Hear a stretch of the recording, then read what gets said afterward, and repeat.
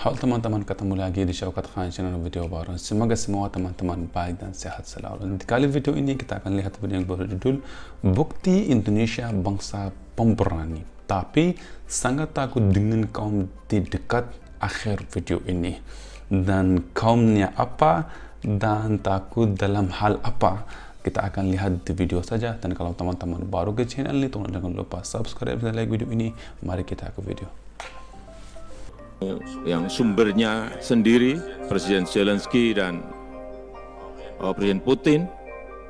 Saya berbicara dengan Zelensky itu 1,5 jam, dengan Presiden Putin 2,5 jam, tapi dengan kursi dekat tidak. Wah. Kalau saya diterima saat itu dengan jarak 5 meter, saya tinggal pulang. Oh, oke. Terima kayak gitu ada yang oh my god, ya ini benar sekali. Setiap presiden yang bertemu dengan Putin, coba lihat duduknya sangat jauh ya, tapi Pak Jokowi itu dia duduk sangat dekat dengan Pak Putin. Saya enggak mau. Dari pernyataan Presiden Jokowi, dapat kita lihat bahwa bangsa Indonesia bukan hanya bangsa yang ikut-ikutan arus. Akan tetapi bangsa yang memiliki martabat dan keberanian dalam menentukan sikap. Apresiasi masyarakat pun tentang pernyataan Jokowi tersebut juga dinilai positif. Ini tandanya, masyarakat kita juga sangat memperhatikan harga diri bangsa. Bukan hanya sekedar mencari solusi apalagi mencari aman, tetapi juga tetap berpegang teguh pada prinsip kenegaraan.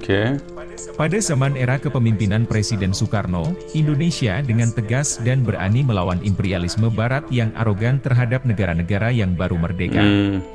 Itulah sebabnya Undang-Undang Dasar yang disusun tidak mengarah pada satupun kepentingan negara di dunia. Namun mementingkan kebaikan bersama dengan berlandaskan norma-norma agama.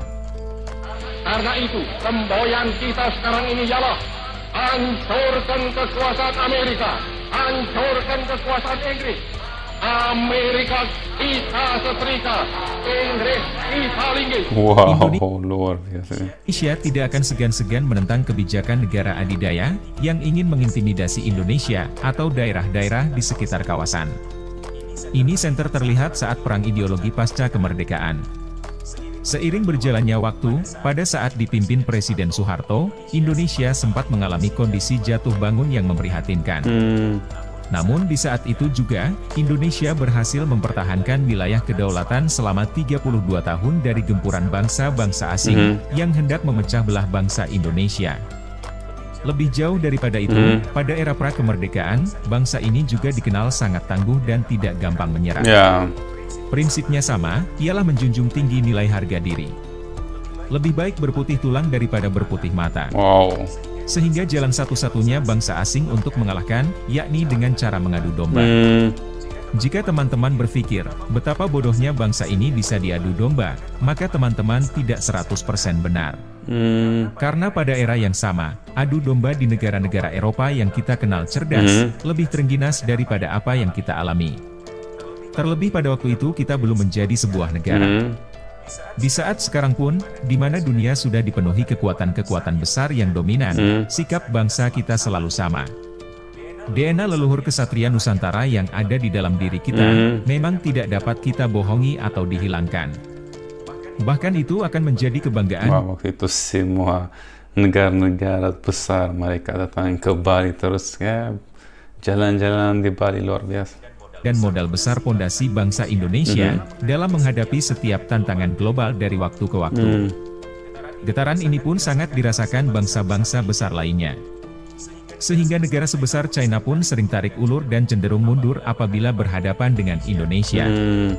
Walaupun Indonesia dengan China berjauhan dan jarang saling sapa, tapi kedua bangsa ini saling mengenal karakter satu sama lain lebih dalam. Betul sekali. Begitu juga dengan negara barat, mereka menganggap Indonesia adalah bangsa yang mudah didekati tetapi sangat sulit untuk dipengaruhi.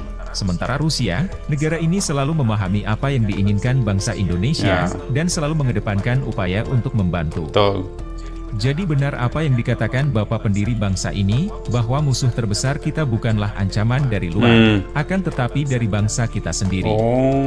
Para koruptor yang keblinger dengan nafsu duniawi dan tega mengkhianati bangsanya sendiri demi kepentingan pribadi atau golongan tertentu. Tetapi kami yakin di masa depan, bangsa ini akan semakin hebat dalam memerangi korupsi, seiring meningkatnya jiwa nasionalisme serta kedewasaan dalam bernegara. Bumi Indonesia akan dengan sendirinya menunjukkan kepada rakyat, bahwa korupsi tidak akan sedikit pun membawa kebaikan, baik bagi keluarga apalagi bangsa. Dan sebaliknya, para koruptor akan semakin dipersulit kehidupannya. 280 juta penduduk di Indonesia, tidak ada satupun yang rela haknya diambil dengan cara yang sangat hina. Yakinlah para koruptor, karma itu nyata dan tidak dapat ditawar. Jika ada yang perlu ditambahkan, bisa teman-teman tulis di kolom komentar. Sekian dulu video dari kami, silahkan dukung kami dengan like, komen, dan subscribe. Luar biasa ini. Saya pun sangat ingin tahu kenapa bisa Indonesia takut dengan kaum, ya saya pikir itu pasti kaum lain yang luar dari Indonesia, tapi ternyata lebih dulu maksud itu adalah orang yang berada di dalam negeri yang korupsi seperti itu maksud di video itu. Dan di setiap negara ada orang-orang yang mereka berkorupsi, jadi itu yang bisa kita bilang ya paling bahaya, khususnya yang terjadi di Pakistan, di mana ada ketua-ketua yang di pemerintah yang politician, mereka itu banyak korupsi, dan sampai ada presidennya yang Imran Khan sekarang di penjara gara-gara karena dia berbicara tentang presiden-presiden lama yang mereka korupsi dan mereka tidak adil dengan negaranya. Dia itu berdiri dan bilang ke semua orang, dan dia bilang sangat dengan jelas, dia sampai bilang ambil nama-nama orang itu, orang ini kalau dia korupsi dengan seberapa uang ini, orang ini dia korupsi dengan uang ini, dan sampai dia punya rumah sampai dia bilang kalau orang itu punya rumah di mana dan harga rumah itu berapa, terus gaji dia berapa, dan tapi dia sampai bisa punya uang ini, dari mana dia dapat ini, semua itu dia bilang semua jelas.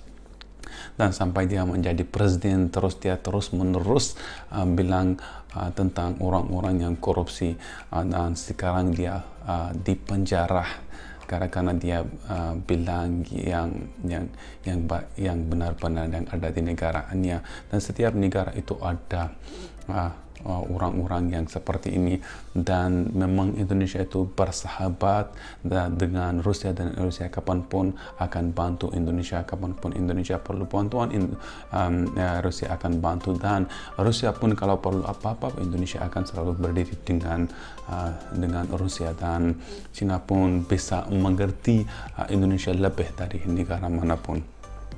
Dan aku sangat suka video ini dan sangat berterima kasih dari teman-teman yang rekomendasi aku video ini. Kalau teman-teman baru ke channel ini, tolong jangan lupa subscribe, share, like video ini. Kita akan bertemu di video selanjutnya. Sampai jumpa.